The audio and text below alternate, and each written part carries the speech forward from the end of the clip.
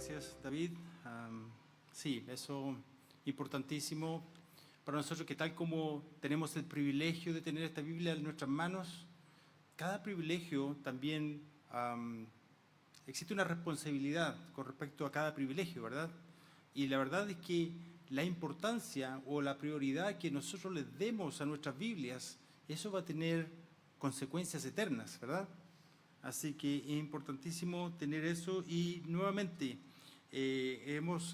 con lo que nos acaba de compartir David, podemos ver la providencia del Señor. Un famoso pastor escocés llamado Martin Lloyd-Jones definió lo que es providencia de Dios de esta manera: la providencia es el ejercicio continuado de la energía divina por el que el Creador preserva a todas sus criaturas, interviene en todo lo que sucede en el mundo y dirige todas las cosas hacia su fin previsto. Este atributo de Dios habla de la soberanía de Dios. La providencia de Dios es una fuente de consuelo, de esperanza, de confianza, coraje, de humildad, de resignación. Esta confianza se basa en sus promesas, no en el azar, no en la suerte o la casualidad, sino en la mano paterna de Dios guiando a su pueblo. Ahora que ya sabes la historia de la versión Reina Valera, tal vez te estés preguntando ¿por qué tantas versiones, verdad? David mencionó, tenemos la versión Reina Valera, la Biblia de las Américas, la nueva Biblia de las Américas. Puedo mencionar la nueva versión internacional, podemos mencionar la traducción de la lenguaje actualizado, la traducción de la NTV, que es otra traducción, de la nueva traducción viviente. ¿Por qué tantas traducciones? ¿Por qué no nos quedamos solamente con una, verdad? Y la verdad es que detrás de cada versión existe un trabajo de traducción, ¿verdad? Y eso todo lo lleva de vuelta a lo que son los lenguajes originales. Entonces, como mencionaba David, los lenguajes son vivos. O sea, ustedes mismos probablemente recuerden que cuando niños hay algunas palabras que tenían un sentido, pero que ya no es ese sentido hoy en día, ¿verdad? Y en eso puedo decir de que lo que hablaba David de la Biblia del oso, yo tuve el privilegio de tener una Biblia del oso en mi mano, grande. Pero cuando la abrí, no tenía ningún sentido para mí, porque fue escrita en el lenguaje castellano original. Aún por lo que yo me acuerdo cuando leí El Quijote de la Mancha, fue difícil de poder comprender, porque no es el lenguaje actualizado latinoamericano que tenemos hoy en día. Entonces David nos hablaba de las diferentes versiones de la Reina Valera, ¿verdad?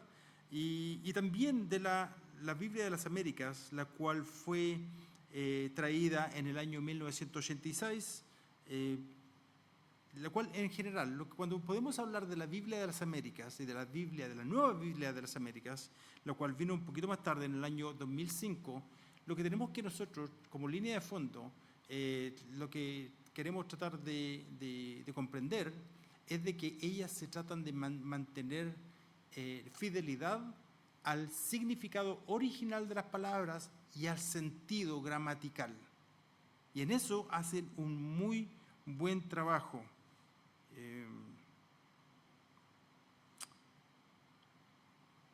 Entonces, lo que trató también de hacer la nueva Biblia de las Américas es traer los mismos principios anteriores, pero con un español moderno como el que se habla en América Latina.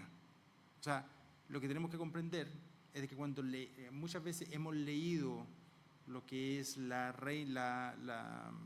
versión Reina Valera, ocupa mucho ese lenguaje, volveos a mí, vosotros, ¿cierto? Ese lenguaje antiguo, el cual es externo al lenguaje moderno latinoamericano. Y en eso han ayudado las subsecuentes versiones o ediciones, han ayudado a mejorar eso. Ahora, existe algo adicional que me gustaría, si es posible, compartirles. Aquí tenemos un verso, y en esto inicialmente cuando les hablé de la introducción, a la Biblia, les hablé acerca de que íbamos a compartir acerca de versiones. Y en esto tenemos aquí, les muestro en la pantalla, lo que son el mismo verso, pero de la manera como fue escrito en diferentes versiones. Por ejemplo, la RB, que es Reina Valera, ¿cierto?, del año 95, con respecto a este verso en Jeremías 17:9, dice: engañoso es el corazón más que todas las cosas y perverso, ¿quién lo conocerá? No es muy diferente a la RBC, que es la Reina Valera contemporánea, que dice: el corazón es engañoso y perverso más que todas las cosas, ¿quién puede decir que lo conoce? Ya se ve una pequeña variación, ¿verdad? Pero luego, cuando vemos la Nueva Traducción Viviente, lo cual no está tan mal, dice: el corazón humano es lo más engañoso que hay, extremadamente perverso, ¿quién realmente sabe qué tan malo es? Luego vemos al lado la NBI, que es la Nueva Versión Internacional, que dice lo siguiente: nada hay tan engañoso como el corazón, no tiene remedio, ¿quién puede comprenderlo? Y ahí tenemos, al último abajo, la NBLA, que es la Nueva Biblia de las Américas, que dice: más engañoso que todo es el corazón y sin remedio, ¿quién lo comprenderá? Y mire lo que dice la traducción del lenguaje actual: ustedes se creen buenos, pero son malos y mentirosos, no tiene remedio. Entonces ustedes pueden ver que detrás de cada traducción hay también un sentido, digamos, de una motivación dentro de las personas que hicieron estas traducciones, ¿verdad? Y que muchas veces diluyen el significado. Entonces, en eso es muy buena la Nueva Biblia de las Américas, que tratan de conservar el significado de las palabras, pero también el sentido. Y vemos también con respecto, en este cuadro, algo importante es ver que mire, yo no soy un experto en hebreo, pero sí puedo leer y acceder, digamos, a diccionarios en hebreo, y puedo acceder, lo cual es algo que me gustaría enseñarle a ustedes en las próximas lecciones, donde uno puede ver realmente cuál fue el significado original de las palabras. Y en este cuadro, la NBI, que es la Nueva Versión Internacional, y la NBLA, y en la Nueva Biblia de las Américas, tienen una mucho mejor traducción, mucho más fiel al lenguaje original. Ahora, cuando nosotros leemos la Reina Valera del año 1960, que es la más propagada, la que más ha sido usada, y damos gracias a Dios por ello, como decía David, ¿verdad? Es un privilegio que nosotros podamos estar cosechando los beneficios de gente que fueron llevados a la hoguera por esto, ¿verdad? Eso habla de la convicción de ciertas personas, ¿verdad? Pero lamentablemente, para quienes ya no vivimos en esa época, muchas veces, en lugar de esclarecer la comprensión de los versos, muchas veces los oscurece, solamente debido al cambio de época. Y aquí les voy a mostrar este verso. La Reina Valera del año 1960, para lo que es el verso de Proverbios 3:35, es un ejemplo solamente, dice lo siguiente: los sabios heredarán honra, mas los necios llevarán ignominia. ¿Alguien me puede decir qué significa ignominia?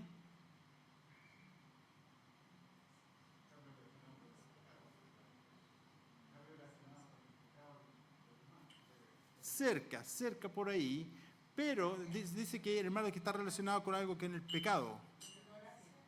Ignorancia, por ahí va, pero mire, y ese es el problema, y eso, bueno, de nuevo, somos agradecidos al Señor por el trabajo que hicieron otros anteriormente, ¿cierto?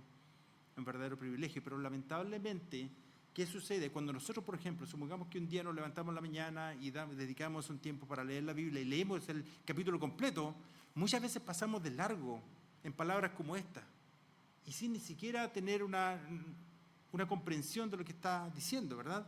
Ahora, vean lo siguiente.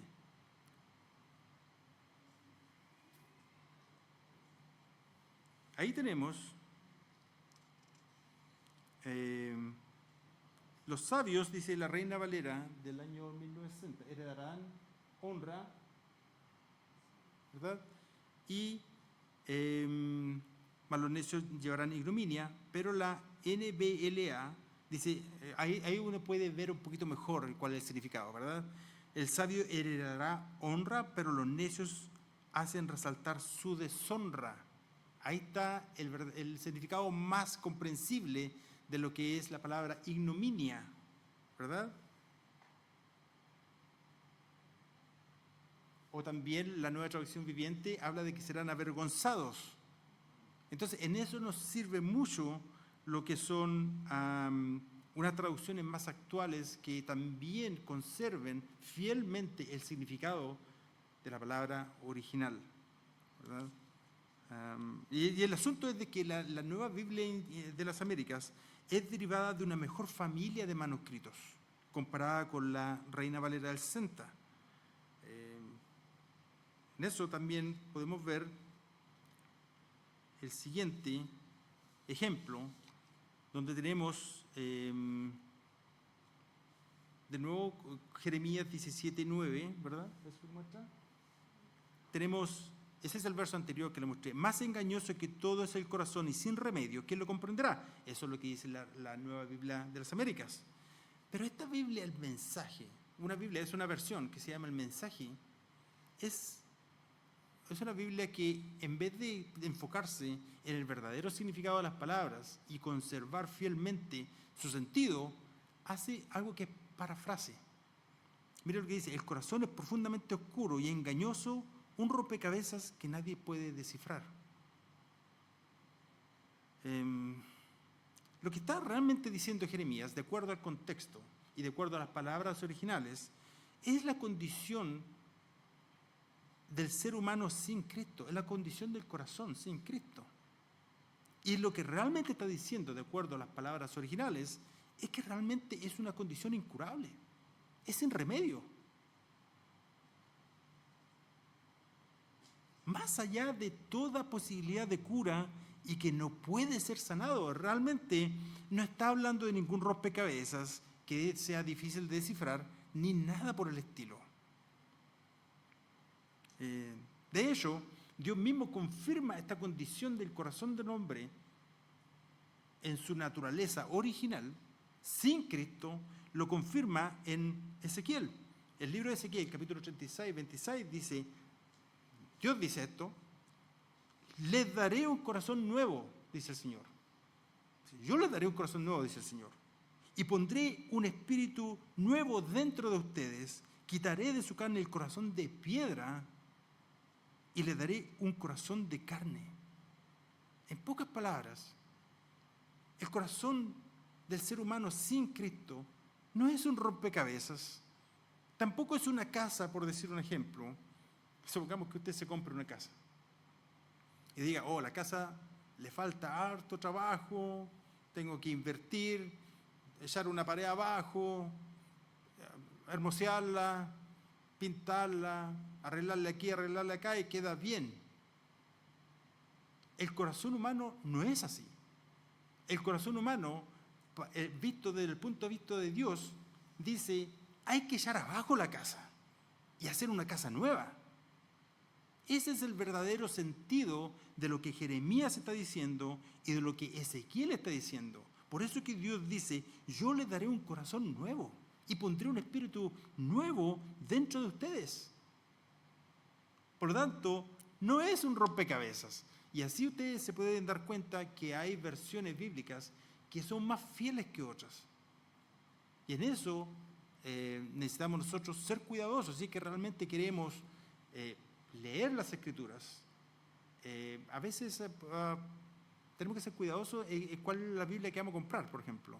Si es que desea comprar una Biblia. Ahora, no hay nada malo que usted tenga una versión Reina Valera, pero va a tener que en momentos donde usted no comprenda, como en ese verso donde hablaba de la ignominia, va a tener que tratar de traer a luz un poquito más a esas palabras antiguas que fueron usadas en esa versión. El asunto es de que cuando Casiodoro de Reina tradujo la Biblia, usó manuscritos de texto bíblico del siglo XII después de Cristo. No porque no quisiera ocupar otros, sino porque eran los mejores disponibles en ese entonces.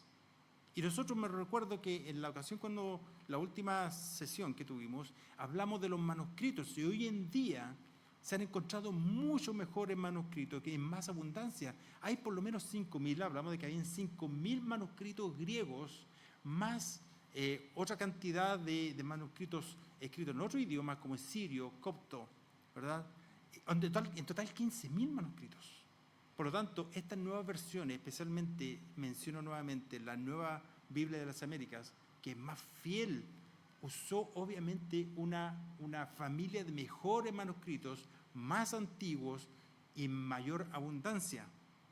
Así que, hermanos, amigos, todo lo que hemos visto hoy nos dice que lo que usted tiene en sus manos, como decía David, es un verdadero tesoro.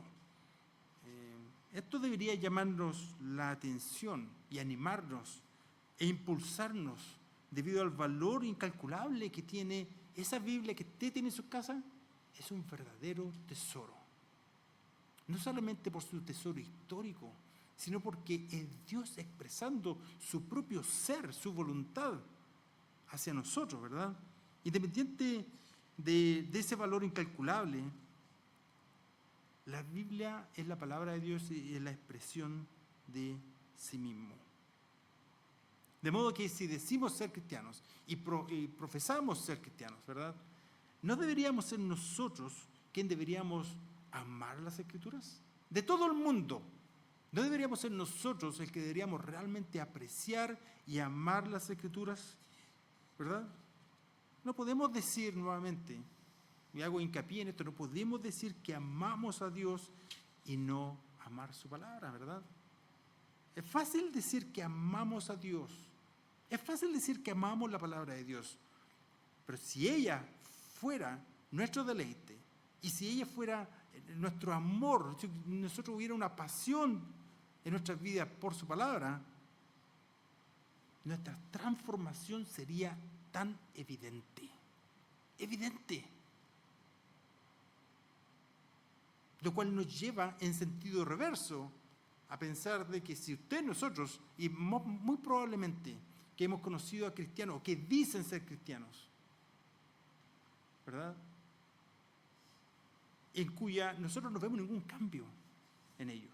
20 años yendo a la iglesia y no hay ningún cambio en ellos. Eso nos lleva en forma reversa a preguntarnos cuál es su relación con Dios y con su palabra, ¿verdad? Es fácil venir a la iglesia, pero amamos a Dios. Entonces, le debemos pedir a Dios que nos ayude a cultivar. Si usted no sabe dónde empezar, todo empieza con una oración. Ayúdame a cultivar un amor por su palabra. Y es una oración que Dios va a responder. Conocer a Dios y llamarle Padre es el privilegio más grande que el ser humano pueda llegar a tener. Y de eso se trata el Evangelio, ¿verdad? Al comienzo de su ministerio, el Señor Jesús comenzó predicando, diciendo, el tiempo se ha cumplido. Y decía, el reino de Dios se ha acercado, arrepentíos y crean en el Evangelio. Tal vez te pregunten, ¿creer en el Evangelio? ¿Para qué? Me va a causar un montón de problemas. Mira la lista de hombres que fueron quemados en la hoguera. Me va a causar persecución. ¿Para qué creer en el Evangelio? Bueno, Jesús sabía por sí mismo y por sus seguidores que había un gran precio que pagar. Y dice en Mateo 16, del verso 25 al 26, dice, porque el que quiera salvar su vida, la perderá. Pero el que pierda su vida por causa de mí, la hallará. Pues, ¿qué provecho obtendrá un hombre si gana el mundo entero, pero pierde su alma? ¿O qué dará un hombre a cambio de su alma? Nosotros podemos decir hoy día, después de esta pequeña reseña histórica de hombres que sacrificaron sus vidas, de que Estos fueron hombres que perdieron su vida por causa del Señor y que hallaron la vida, porque hallaron a Jesucristo, ¿verdad? Y esa es la responsabilidad que tenemos hoy en día. Existen solamente dos caminos. Un camino de salvación que es angosto y un camino ancho donde van todo el resto de las personas, ¿verdad? El camino de salvación, el cual es angosto, es un camino de sacrificio. Es un camino en contra de la corriente. Ambos caminos dicen el cielo. Pero hay solamente un camino que lleva al cielo. Y ese es el camino angosto.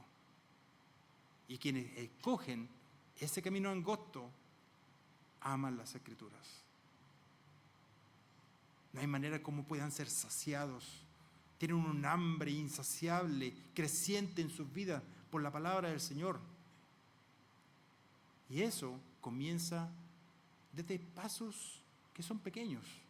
Primero pidiéndole al Señor que le dé ese deseo, esa hambre, tal como el oso. Ese oso está bebiendo de la miel. Salmo 19 fue uno de los primeros versos que le compartí. Deseable, tu palabra dice, deseable más que el oro, más que mucho oro afinado y más dulce que la miel que la que destina del panal. De eso se trata ese impreso en la Biblia del oso. De que eso deberíamos ser nosotros. De que el hambre y la sed por la palabra de Dios sea una realidad creciente en nuestras vidas. De eso se trata. Y si estás aquí y realmente tú no sabes por dónde empezar a leer la Biblia, te animamos a que te acerques a nosotros y que te podemos ayudar en esos primeros pasos que son tan hermosos, son tan queridos esos primeros pasos. Empezar de algo simple. No vaya a empezar, por favor, del Apocalipsis, que he escuchado algunas personas que han empezado desde probablemente el libro más difícil de la Biblia y que aún a gente con mucha experiencia leyendo la Biblia es un libro que representa muchos desafíos. Pero te animamos a que si es tu primera vez en que quieres seriamente empezar a hojear, empezar a leer, empezar a alimentarte y a beber esa miel, te acerques a nosotros que a lo mejor te podemos ayudar con respecto a esto. Entonces, bueno, oramos entonces. Padre, te damos las gracias una vez más, Padre, por tu misericordia, Señor, porque en tu providencia tú has hecho de que esta Biblia, tu palabra, llegue hasta nuestras manos, Señor, y te pedimos perdón, Señor, porque no hemos sido diligentes, Señor, lo suficiente, no hemos amado tu palabra como deberíamos, no te hemos amado, Señor, con todo nuestro corazón, y te pedimos perdón por eso. Tu palabra nos dice de que el mandamiento más importante es amarás al Señor tu Dios con toda tu alma, tu mente, tu corazón, y a tu prójimo como a ti mismo, y en eso te confesamos, Señor, de que no hemos sido así, Señor, no ha sido esa realidad creciente en nuestras vidas. Padre, ayúdanos, Señor, a cultivar ese amor por tu palabra, que tu palabra no sea solamente un conocimiento académico sentado en nuestras mentes, sino que traiga transformación en nuestras vidas, que esa transformación sea evidente hacia nuestras esposas, nuestros hijos, nuestra familia, en nuestro trabajo. Ayúdanos a reflejar tu imagen, Señor, de una manera que te honre, Señor, que te traiga gloria, Señor. Que al final de cuentas, Padre, podamos, Señor, como decía Jeremías, entenderte y conocerte, Señor. Gracias, Padre, por este tiempo, Señor, que pudimos ver la historia de estos hombres valientes, con coraje, Señor, que dieron sus vidas, Señor, para que tu palabra fuera disponible en el idioma en español. Gracias por ello, Padre, que tú los usaste en tu providencia para tus propósitos, Señor. Te damos las gracias una vez más y te lo rogamos todo en el nombre bendito de nuestro Señor Jesús. Amén.